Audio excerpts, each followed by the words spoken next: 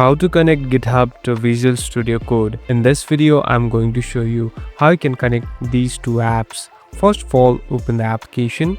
Now here on the left bottom, you can see this profile icon. Simply tap on the profile icon and tap on Turn on Cloud Changes. So here on the top, there are two different options. You can sign in with Microsoft or sign in with GitHub. Simply tap on Sign in with GitHub.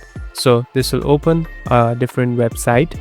Here you must enter your username and password, and later it will directly connect it with the VS Code. So it's quite easy. Later you can even import different codes that are saved into your GitHub account, and you can easily code and later save it to GitHub too. Thank you for watching this video. I hope this video will help you.